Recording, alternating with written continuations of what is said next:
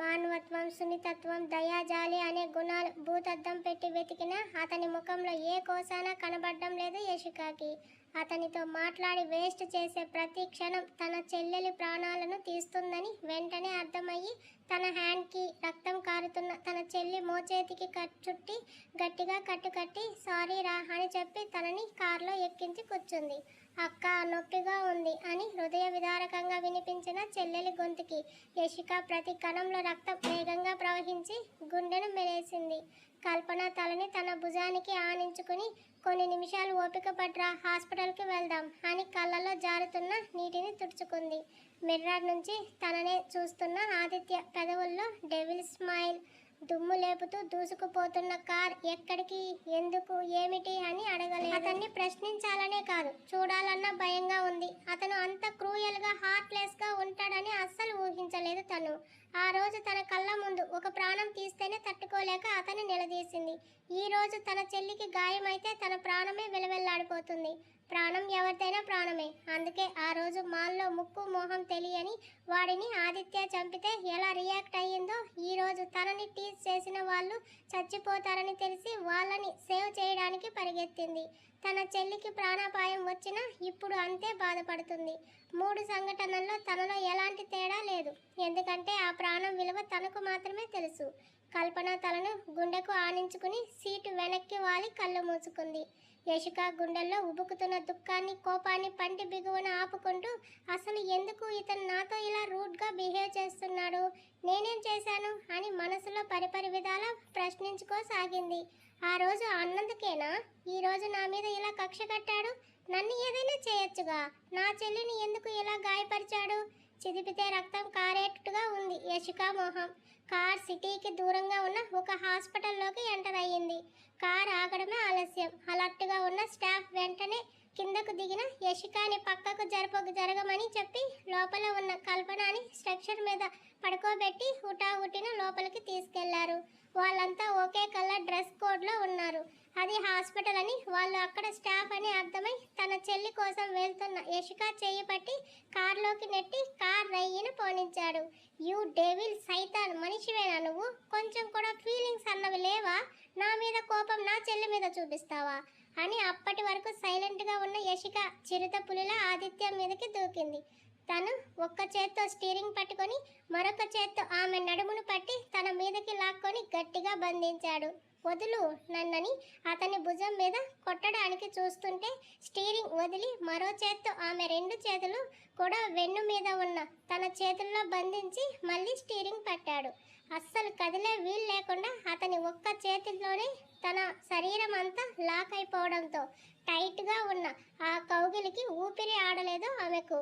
ఊపిరాటం లేదు. Leave me అని ఎంతో కష్టంగా ఒక్కో అక్షరం కష్టంగా పలుకుతుంది. అప్పటికే ఆమె బ్రీత్ భారమైపోయింది. గుండెలు ఒత్తుకుంటూ ఊపిరి ఆడకపోతుంటే ప్లీజ్ అని చాలా చాలా లో గొంతుతో దీనంగా అడిగింది. సే సారీ అన్నాడు ఏమాత్రం ఎక్స్ప్రెషన్స్ లేని ఫేస్తో. సారీ చెప్పడానికి కూడా శ్వాస ఆడటం లేదు. తన చేతిని పట్టుకున్న ఆదిత్య రిస్ట్కి గోర్లు గట్టిగా దించుతున్న చీమ కుట్టినట్టు కూడా లేని అతన్ని చూసి మైండ్ బ్లాక్ అయింది. కారు ఒక టన్నెల్ లోపలికి వెళ్ళింది. అంతా చీకటిగా ఉంది. ఒక్కసారిగా ఆమె గుండె అదిరింది. ఆ చీకట్లో ఫేస్ కనబడడం లేదు ఆమెకు. కార్ ఆగింది. తన శ్వాస ఆగిపోతుందనుకున్న సమయంలో పట్టు వదులు అయ్యింది. వేగంగా శ్వాస తీసుకుంది. ఆ శ్వాసించడంలో ఆదిత్య ఒంటి నుంచి వస్తున్న ఆరోమా ఆమె ముక్కు పుటాలని చేరి నేరుగా గుండెలోకి దిగింది. యశిక చేతులు నెమ్మదిగా విడవడంతో వినుప సంకెళ్లతో బిగించినట్టు ఉన్న ఆమె దేహానికి అప్పటికి విముక్తి దొరికిందా అన్నట్టు ఫ్రీ అయ్యింది. గొంతు ఎండి తడారిపోతుంటే వాటర్ అంది. ఆమె ఒడిలో వచ్చి పడింది నీళ్ళ బాటిల్. చీకట్లోనే క్యాప్ తీసి గడగడ తాగేస్తున్న యశిక సగం నీళ్లు పైనే పోసుకుంది. ఆమె వేగంగా ఊపిరి పీలుస్తున్న శబ్దం కారులో స్పష్టంగా వినబడుతుంది. అంతటి ఏసీ కారులో కూడా చెమటలు పట్టి వెచ్చటి ఆవిర్లు ఆమె ఒంటి నుంచి విడుదలవుతున్నాయి. అది భయానికి, తనకి ఊపిరి ఆడకుండా చేసిన అతని ఉక్కు కౌగిలి విధానానికి. 2 నిమిషాలకి తనని తాను స్థిమితపరుచుకుని గట్టిగా ఊపిరి పీల్చుకుంది. ఓనితో మొహం తుడుచుకుంది. కారంతా చీకటిగా ఉంది. పక్కన అతను ఉన్నాడు అని మాత్రం తెలుసు. ఎందుకంటే డోర్ ఓపెన్ చేసిన సౌండ్ కూడా రాలేదు. 2 నిమిషాల పాటు నిశ్శబ్దం అక్కడ. ముందుగా యశీనే మాట్లాడింది. మీకు రెండు చేతులు జోడించి వేడుకుంటున్నాను. మీకు కోపం తెప్పించేలా మాట్లాడి మీ ఈగోని హర్ట్ చేశాను. అందుకు నేను మనస్ఫూర్తిగా క్షమాపణలు కోరుకుంటున్నాను. నన్ను క్షమించండి. ఇకపై మిమ్మల్ని ఊహల్లో కూడా తలుచుకోను. నోరు జారి ఒక్క మాట కూడా అనను. ప్లీజ్ నన్ను మా చెల్లిని వదిలేయండి. ఈరోజు తన బర్త్డే, ఎంతో సంతోషంగా గడుపుదామని ఇలా వచ్చాము. కానీ అంటూ అప్పటికే దుఃఖం గొంతులో పొంగుకు రావడంతో మాట పెగలలేదు ఆమెకు. ఈ క్షణం నన్ను మీరు చంపినా చంపొచ్చు. మీరు ఎవరో తెలియకుండా మీ గురించి మాట్లాడటం తప్పే, ఒప్పుకుంటాను. ఇక దయ ఉంచి నా మీద కనికరం చూపించండి. ఇకపై మీ కళ్ళ ముందు కూడా కనపడను. ప్లీజ్ అండ్ ఐఎమ్ సారీ అని చేతులు జోడించి కన్నీళ్లతో వేడుకుంది. కారులో లైట్స్ వెలిగింది. తల పూర్తిగా వంచేసి చేతులు మాత్రం జోడించి ఉన్న ఆమెను చూస్తున్నాడు. పైట చెదిరి కనబడుతున్న తెల్లని నడుము భాగం, మోచేతులు ఎర్రగా కమిలి ఉండటం అతని చూపుని దాటిపోలేదు. గెడౌన్! ఆదిత్య అరుపుకి ఉలిక్కి పడింది. సేమ్ అదే ఎక్స్ప్రెషన్లెస్ ఫేస్. ఈ క్షణం నుంచి నువ్వు నా కళ్ళ ముందు ఉండకూడదు. ఈ ఆదిత్య అంటే ఏంటి అన్నది జస్ట్ చిన్న గ్లిమ్స్ మాత్రమే నీకు చూపించాను. ఇంకొకసారి నా గురించి వాగిన, కలలో నన్ను తలుచుకున్న, ఈసారి చావు కన్ఫామ్. నీకు కాదు, నీ వాళ్ళకి చెప్పి దిగు అని అరిచాడు. అంతే, టక్కున దిగేసింది. అక్కడి నుంచి రయ్యిన వెళ్ళిపోయింది ఆదిత్య కార్. తను ఎక్కడుందో చూసుకునే లోపే అతని కారు మాయమైంది. ఎక్కడో దూరంగా వెలుగు కనబడుతుంది. అసలు తను ఎక్కడ ఉంది ఏంటి అన్నది కూడా అర్థం కాలేదు. చేతిలో ఫోన్ లేదు, డబ్బు లేదు. తన పరిస్థితి ఏంటి అన్నది తెలియలేదు. కాళ్ళు ఈడ్చుకుంటూ తను వచ్చిన దారేదో పోల్చుకుంటూ వెళ్తున్న యశికాకి సగం దూరం వచ్చేసరికి పక్కనే హార్న్ వినపడింది. చూస్తే స్వాతి ఉంది. అది తాను వర్క్ చేసే కంపెనీ జాబ్ డ్యూటీ ముగించుకుని వస్తుంది.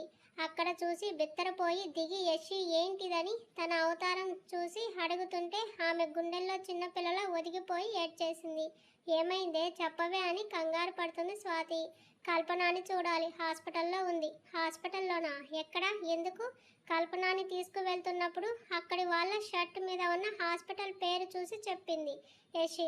సరేరా, వెంటనే వెళ్దామని క్యాబ్లో ఎక్కించి డ్రైవర్కి హాస్పిటల్ అడ్రస్ చెప్పింది స్వాతి. అసలు ఏమైంది? ఈరోజు కల్పన బర్త్డే అని చెప్పావు. ఇద్దరు హాయిగా ఎంజాయ్ చేస్తుంటారు అనుకుంటే ఇలా ఏంటి? అసలు ఏం జరిగిందే అని ఇంకా తగ్గని భయంతో అడిగింది. ప్లీజ్ ఇప్పుడు నన్ను ఏమీ అడగొద్దు. నేను వెంటనే కల్పనను చూడాలి అంటున్నా తనకి మంచినీళ్ళు తాగించి హ్యాండ్ కీతో ఫేస్ తుడిసి, సరే ఏడవకు, చూడు కళ్ళు ఎలా ఎర్రగా అయిపోయాయో అంటున్న స్వాతికి యశిక మోచేతుల మీద, నడుము మీద కందిన చర్మం కనబడింది. ఏంటి ఇక్కడ ఇంతలా కందిపోయింది అంది. అప్పటి వరకు ఆలోచనలో ఉండి నొప్పి తెలియలేదు, కానీ స్వాతి అడిగేసరికి చేత్తో తాకడంతో మంట పుట్టింది. బయట జరిపి నడుము చూసింది. ఎర్రగా కమిలిపోయింది. ఒక్క క్షణం గుండె ఆగినంత పని అయ్యింది. ఇలా కూడా ఉంటారా మనుషులు? అస్సలు అతను మనిషేనా అనుకోగానే ఊహల్లో కూడా తనని తలవద్దని ఆదిత్య చెప్పడంతో మరో నిమిషం ఒళ్ళు గగుర్పాటుకు గురైంది. కార్ హాస్పిటల్ ముందు ఆగింది. డ్రైవర్ని పంపించేసి స్వాతి యశిక లోపలికి వెళ్ళారు. అక్కడే ఉన్న స్టాఫ్ యశిని చూసి కల్పన ఉన్న రూమ్ దగ్గర వదిలారు. చేతికి కట్టుతో బెడ్ మీద ఉంది కల్పన. డాక్టర్ ఎలా ఉంది అని అడిగింది. అప్పుడే బ్యాండేజ్ వేసి హ్యాండ్ వాష్ చేసుకుని వస్తున్న డాక్టర్ని చూస్తూ, నథింగ్ సీరియస్, రాసుకుపోయి చర్మం లేచి బ్లడ్ వచ్చింది. ఆయింట్మెంట్ అప్లై చేసి బ్యాండేజ్ వేసి సెప్టిక్ కాకుండా ఇంజెక్షన్ ఇచ్చాను. తడవకుండా 2 పూటల ఫస్ట్ ఎయిడ్ చేసుకుంటే సరిపోతుంది. ఫీవర్ వచ్చింది, కాస్త జాగ్రత్తగా చూసుకోండి అని వెళ్ళిపోయాడు అతను. కల్పన అప్పటికే భయంతో ఏడుస్తుంది. తనను పట్టుకొని ఏం కాలేదురా అక్కని, ఇక్కడే ఉన్నాను కదా అని తల నిమిరింది. ఎవరు ఏమీ మాట్లాడే పరిస్థితిలో లేరు. నేను వెళ్ళి మెడిసిన్స్ తీసుకుని ఫీజు క్లియర్ చేసి వస్తాను అని వెళ్తుంటే ఎదురు వచ్చిన రిసెప్షనిస్ట్, మీరేం కట్టక్కర్లేదు మేడం, ఇదిగోండి మీ మెడిసిన్, డాక్టర్ లేరు వెళ్ళిపోయారని చెప్పి మెడిసిన్ కవర్ ఇచ్చింది. ఆశ్చర్యపోయిన యశిక, ఎవరు పే చేశారు అని అడిగింది. మీరు ఎవరితో వచ్చారో వారే, బిల్ వాళ్ళకి పంపించమని చెప్పారు. మేం పంపించాం, వాళ్ళే పే చేసేశారు. మీరు ఇంటికి వెళ్ళొచ్చని డాక్టర్ చెప్పారని చెప్పి వెళ్ళిపోయింది. ముగ్గురు ఒకరి మొహాలు ఒకరు చూసుకున్నారు. సరే నేను క్యాబ్ బుక్ చేస్తానని చెప్పి బయటకు వెళ్ళింది స్వాతి. అక్క అతను ఎవరు? యశిని చూస్తూ అడిగింది. డేవిల్ డాన్ అంది. డాన్? కల్పన భయంతో వణికింది. క్యాబ్లో ఉన్నారు ముగ్గురు. యశి అమ్మ అడిగితే ఏం చెప్దాం అంది కల్పన భయంగా. తమ అవతారాలు చూసి వాళ్ళ అమ్మగారిని గుర్తు చేసుకుంటూ ఇప్పుడు ఇలా వెళ్తే అమ్మ కంగారు పడుతుంది అంది. అయితే నాతో పాటు నా ఫ్లాట్కి వచ్చేయండి. ఈరోజు ఇక్కడ పార్టీ ఉందని చెప్తాను అమ్మకి. ఉపాయం చెప్పిన స్వాతికి కృతజ్ఞతగా థ్యాంక్స్ అంది. ఇట్స్ ఓకే అని వెంటనే అమ్మకి కాల్ చేసి చెప్పు అని స్వాతి చెప్పడంతో ఫోన్ చేసి స్వాతి ఫ్లాట్కి వెళ్తున్నట్టుగా మరుసటి రోజు వస్తున్నామని చెప్పింది యశి. స్వాతి యశి ఫ్రెండ్ అని సరే అంది వాళ్ళ అమ్మగారు. అప్పటికి గండం గడిచిందని ఊపిరి పీల్చుకుంది. ఇంటికి వెళ్ళగానే ముందు ఫ్రెష్ అవ్వండి అని స్వాతి రక్తం మరకలు ఉన్న కల్పన టాప్ తనే మార్చి స్వాతి తన డ్రెస్ తొడిగింది. యశికి కూడా మరో నైట్ డ్రెస్ ఇవ్వగా ఫ్రెష్ అవ్వడానికి వెళ్ళింది. ఓనీ విప్పి మిర్రర్లో చూసుకుంది. బ్లడ్ క్లాట్ అయిన నడుం, ఒత్తుకుపోయిన భుజం చూస్తూ అతనివి మామూలు చేతులు కాదు, ఐరన్ హ్యాండ్స్. తిట్టుకుంటూ బ్లౌజ్ హుక్స్ తీసిన తనకి వేడికి కమిలితే ఎలా స్కిన్ రెడ్డిష్ అవుతుందో మెత్తని ఎర్రబడటం చూస్తూ సైతాన్ అని తిట్టుకుంది. మైండ్లో తిట్టిన తన ఊహకే మిర్రర్లో కనిపించింది అతని ఇమేజ్. గుడ్లు బయటకు పొడుచుకు వచ్చాయి ఆమెకి.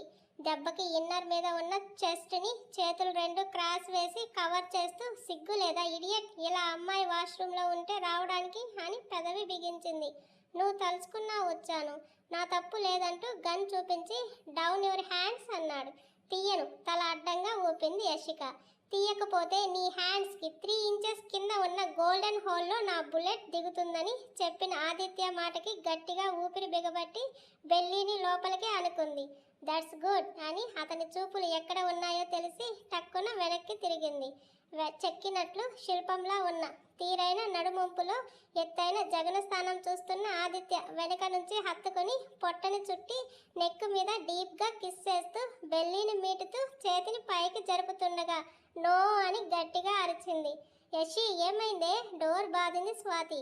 ఇప్పటి వరకు తాను ఉన్నది భ్రమలో అని తెలిసి చుట్టూ చూసింది. ఆదిత్య అక్కడ కనబడలేదు. ఏం లేదు స్వాతి, బల్లి కనబడితే అరిచాలే అని కవర్ చేసి చల్లని షవర్ తిప్పి హీట్ ఎక్కిస్తున్న తలని, పిచ్చెక్కిస్తున్న బాడీని నీళ్ళ కింద ఉంచి అంతలోనే తన చెల్లికి కొన్న ఐప్యాడ్ పగలడం, తనకి గాయం అవ్వడం గుర్తొచ్చి కళ్ళలో జలజల నీళ్లు జారాయి. చల్లటి నీళ్లు తలపై నుంచి జారుతుంటే గుండెల్లో ఉన్న బరువంతా దిగే వరకు సౌండ్ రాకుండా ఎదలో భారం అంతా దింపుకొని చేతులు రెండు జోడించి కళ్ళు మూసుకొని భగవాన్ ఇక నా లైఫ్లోకి ఆ రాక్షసుడు రాకుండా చూడు స్వామి ప్లీజ్ అని వేడుకొని టవల్ చుట్టుకొని బయటకు వచ్చిన యశికాకి బెడ్ మీద గన్ క్లీన్ చేస్తూ కనబడ్డాడు ఆదిత్య. నువ్వేంటి ఇక్కడ? ఆడపిల్ల గదిలోకి ఇలా వచ్చేస్తావా?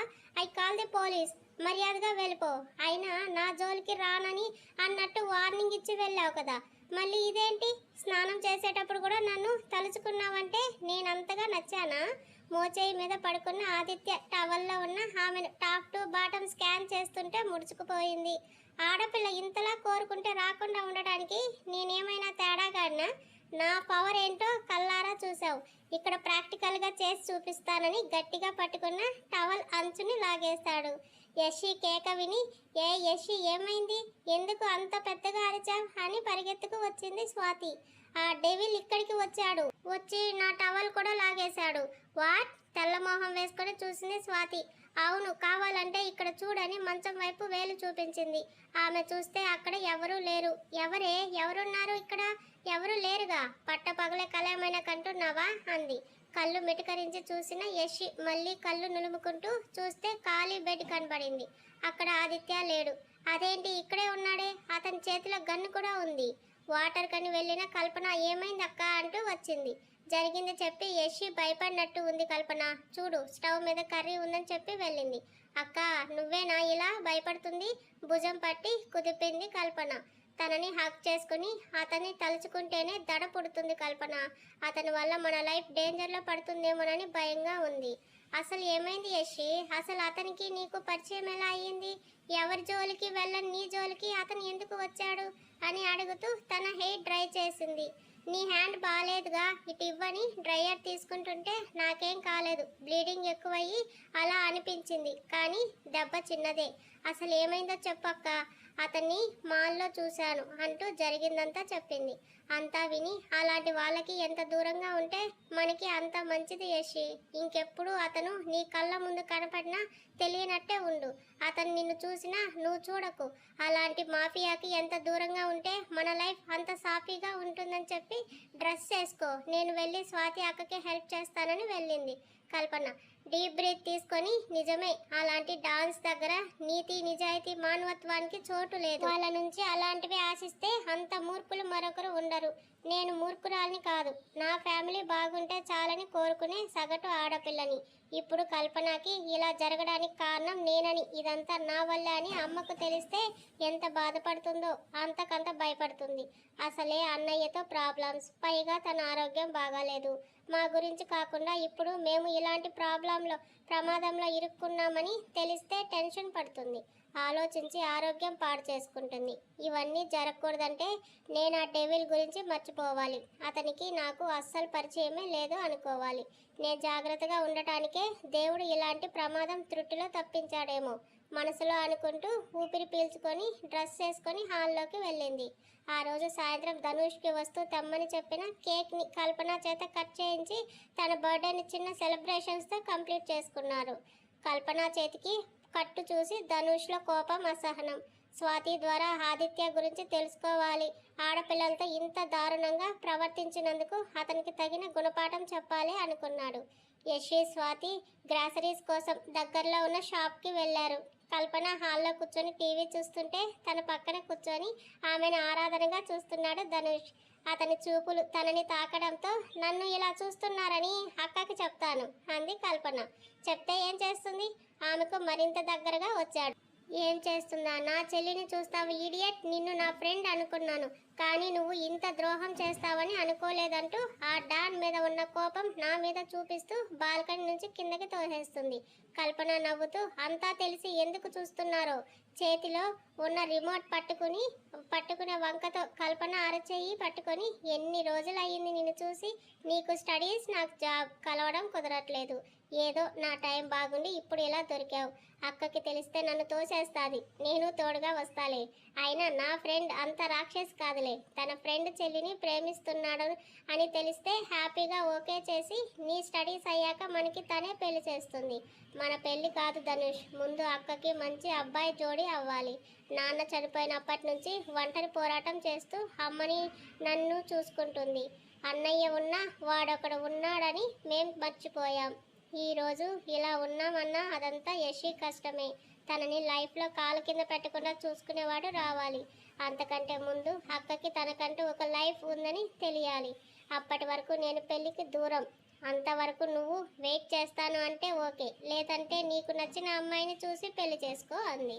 సీరియస్గా చూసి, అంటే ఏంటే, ఆత్రం ఆగలేక ఇంకో దాన్ని కట్టుకుని పోతాను అనుకున్నావా అని గయ్యమన్నాడు. ఏమో, ఈ రోజుల్లో అబ్బాయిలు లవ్ చేసే అమ్మాయి ఓకే అనడమే ఆలస్యం. పెళ్ళి పిల్లలు అంటూ ఫాస్ట్గా ఉన్నారు. అమ్మాయి సిచ్యువేషన్ని అర్థం చేసుకుని వెయిట్ చేసే అబ్బాయిలు ఎంతమంది ఉన్నారో నాకు తెలియదు, అందుకే అన్నాను అంది. ఎంతమంది ఉన్నారో నాకు తెలియదు, కానీ నీ కోసం, నా ఫ్రెండ్ ఫ్యామిలీ కోసం నేను ఉంటాను కల్పన. యశి ఒప్పుకోదు, కానీ నేను మనీ హెల్ప్ చేస్తాను. ఆ అప్పులు ఏవో క్లియర్ చేస్తే అయిపోతుంది కదా అన్నాడు. నీ దగ్గర తీసుకున్న అప్పే అవుతుంది. అందరూ వేరు, నేను వేరు కల్పన. డబ్బు దగ్గర సొంత అన్నయ్య చంపుకు తింటున్నాడు ధనుష్. ఇంకా ఎవరినైనా ఎలా నమ్మగలదు? తనే కాదు, నాకు కూడా ఇష్టం లేదు ఇలా తీసుకోవడానికి. మా ప్రాబ్లమ్స్ మేమే క్లియర్ చేసుకుని ఆడపిల్లలమైనా మా నాన్న పేరు నిలబెట్టామని మంచి పేరు తెచ్చుకుంటాం, కానీ తక్కువ కాము అంది. ఇదే మీతో వచ్చిన ప్రాబ్లం చిరుకోపంగా అంటూ ఆమె చేతిలో గిఫ్ట్ బాక్స్ పెట్టి హ్యాపీ బర్త్డే బంగారం అన్నాడు. ఏంటిది? చూడు, నీకే తెలుస్తుంది. Gold ear rings. ఇంత కాస్ట్లీ గిఫ్ట్ అక్క అడిగితే ఏం చెప్పాలి అంది. తను చూసేలా పెట్టుకోకే, కాలేజ్కి వెళ్ళాక పెట్టుకుని నాకు పిక్ పెట్టు అన్నాడు. అయినా అక్క దగ్గర దాచలేను. ప్లీజ్ కల్పన, నా కోసం రా. ఫస్ట్ టైం నీ కోసం కొన్న గోల్డ్ కాదనుకురా అని బతిమలాడుతుంటే అయిష్టంగానే సరే అంది. గిఫ్ట్ ఇచ్చాను, నాకు రిటర్న్ గిఫ్ట్ లేదా అంటూ దగ్గరికి వస్తుంటే సీరియస్గా చూసింది.